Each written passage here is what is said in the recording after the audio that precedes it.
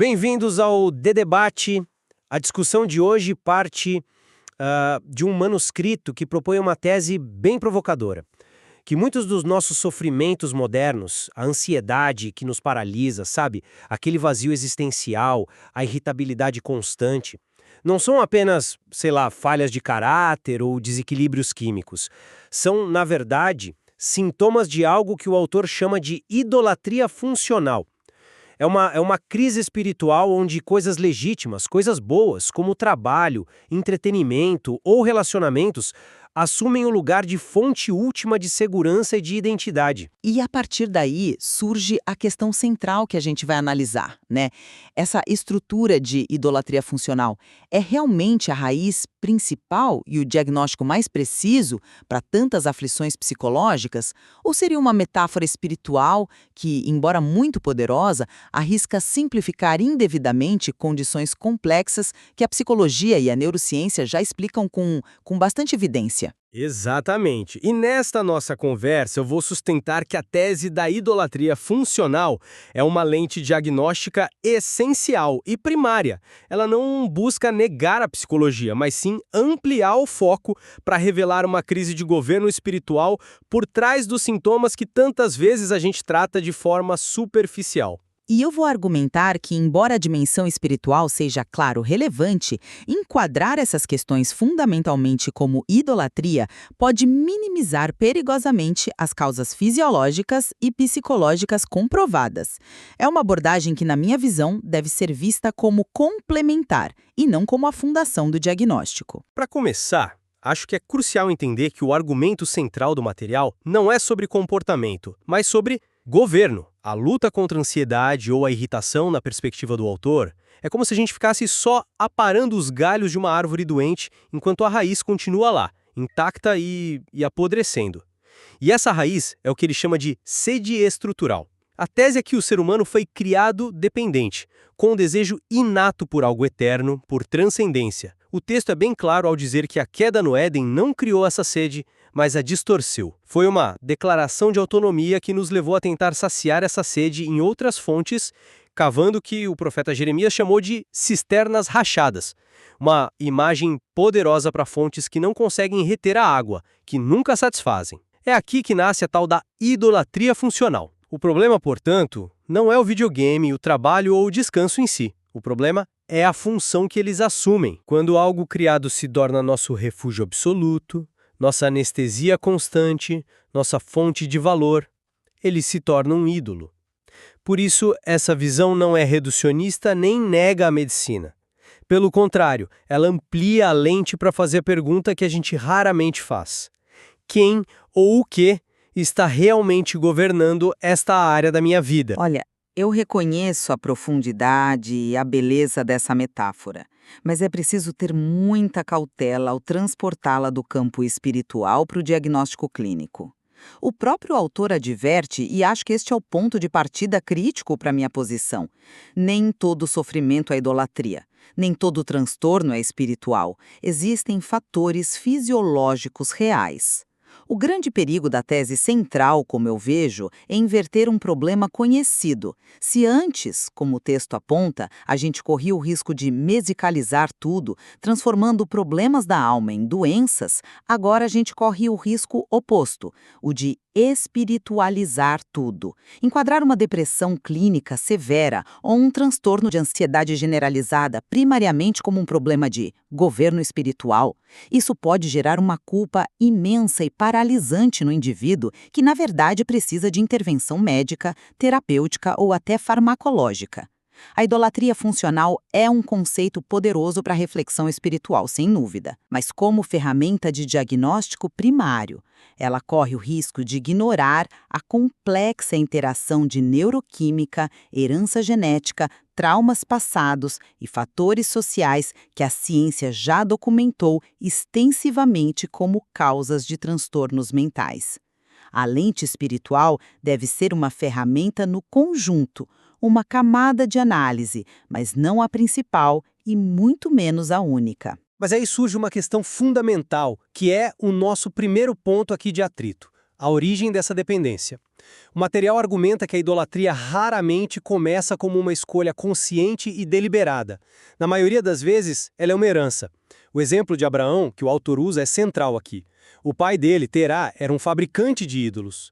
Isso significa que Abraão não nasceu num vácuo espiritual, ele nasceu num sistema completo onde a idolatria era a cultura, a economia, a política, a normalidade. Da mesma forma, nós herdamos fontes automáticas de segurança e identidade na nossa cultura. A busca incessante por um corpo perfeito, a corrida pela prosperidade financeira, a necessidade de reconhecimento nas redes sociais, isso é tão normalizado que se torna invisível e, por isso mesmo, extremamente poderoso. A luta, então, não é contra algo que escolhemos ativamente, mas contra um sistema que herdamos passivamente. A ideia de herança é válida, mas a minha dificuldade é que o material a limita quase que exclusivamente ao campo cultural e espiritual. A ciência nos mostra de forma muito clara que a predisposição a transtornos de ansiedade e depressão também tem um forte componente de herança, genética. O que o texto chama de fonte herdada de idolatria pode ser, em muitos casos, uma vulnerabilidade neuroquímica herdada. A cultura que você descreve certamente molda a expressão dessa vulnerabilidade, o que vai ser o foco da ansiedade, por exemplo, mas ela não é necessariamente a sua causa original. Mas você não acha que uma coisa pode dar o contexto para outra? Pode, mas a distinção é crucial.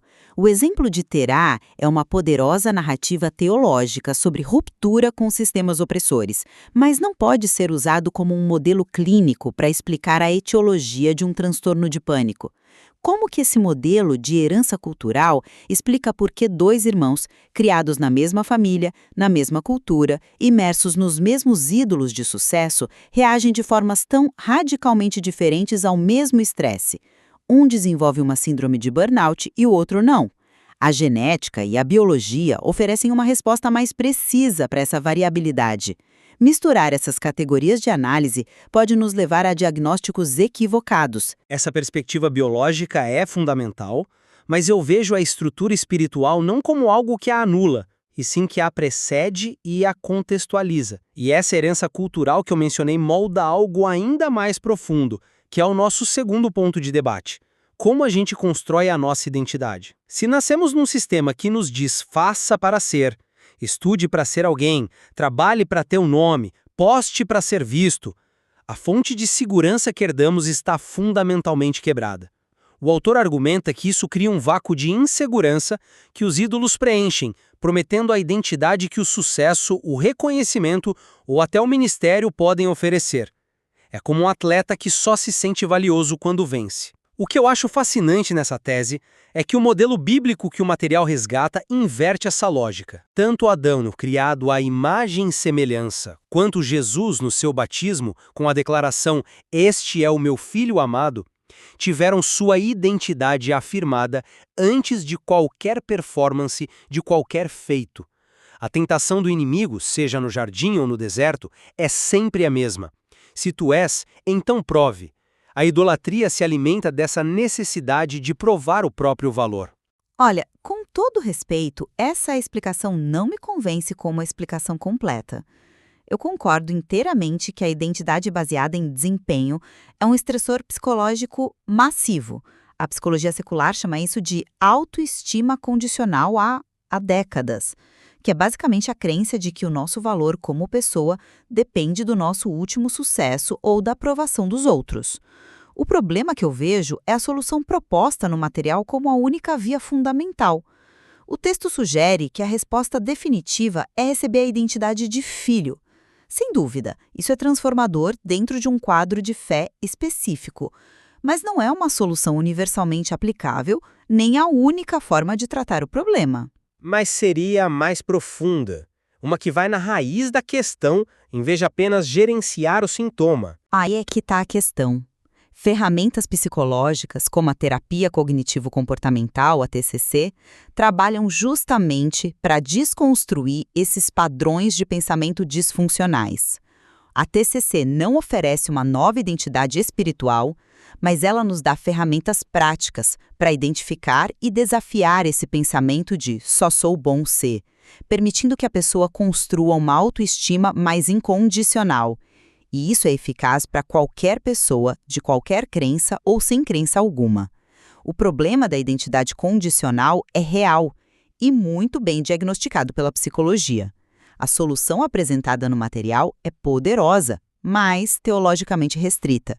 Apresentá-la como a única resposta fundamental é problemático do ponto de vista clínico e de acessibilidade. Entendo o ponto sobre acessibilidade, mas uma solução psicológica, embora útil para gerenciar o sintoma do pensamento disfuncional, talvez não toque na raiz estrutural da nossa sede por identidade. Isso me leva ao nosso terceiro ponto, o ciclo da insatisfação. O material explica por que os ídolos nos mantêm presos e por que a performance nunca é suficiente. É porque eles nunca satisfazem plenamente. A citação da fala de Jesus à mulher samaritana é a chave. Quem beber dessa água tornará a ter sede. Isso cria um ciclo vicioso. Buscamos alívio numa fonte errada, a sensação de alívio é temporária, a sede retorna ainda mais intensa e, consequentemente, a dose precisa aumentar. Pense na forma como a gente rola o feed de uma rede social. Cada postagem é uma pequena promessa de satisfação, um micro-hit de dopamina, mas dura 1 segundo. A sede volta imediatamente e a gente continua rolando, buscando a próxima dose. O mecanismo que o autor descreve não é uma abstração teológica, é a neuroquímica da nossa vida digital diária, descrevendo perfeitamente a ansiedade e o vazio de uma geração hiperestimulada. Mas o que você acabou de descrever em termos clínicos é precisamente o ciclo da dependência ou do vício. Esse ciclo tem uma base neurológica muito clara e bem documentada, envolvendo as vias de recompensa de dopamina no cérebro. O que o material faz é aplicar rótulos espirituais a um mecanismo fisiológico e psicológico. Chamar isso de sede espiritual é uma metáfora eficaz, não nego, mas o tratamento para comportamentos compulsivos ou vícios, seja em substâncias ou em comportamentos como o uso de redes sociais, requer abordagens que levem em conta essa neurobiologia. Certo, mas a neurobiologia é a causa final ou é um mecanismo através do qual a causa final opera? Do ponto de vista clínico, ela é a causa tratável. A desintoxicação proposta no texto Confissão e Reafirmação de Identidade é, em essência, uma forma de reestruturação cognitiva, o que é válido e tem seu lugar, mas não deve ser vista como um substituto para terapias comprovadas ou, quando necessário, intervenções médicas que atuam diretamente nesse mecanismo cerebral. Mais uma vez, corremos o risco de fazer um diagnóstico por metáfora que pode obscurecer a realidade fisiológica do problema. Se o problema é um circuito de dopamina desregulado, tratá-lo apenas com reafirmação de identidade pode ser insuficiente e até frustrante para quem sofre. É como tentar consertar um problema de hardware com uma atualização de software. Às vezes você precisa dos dois, mas não dá para ignorar o hardware. Eu não discordo da necessidade de olhar para o hardware.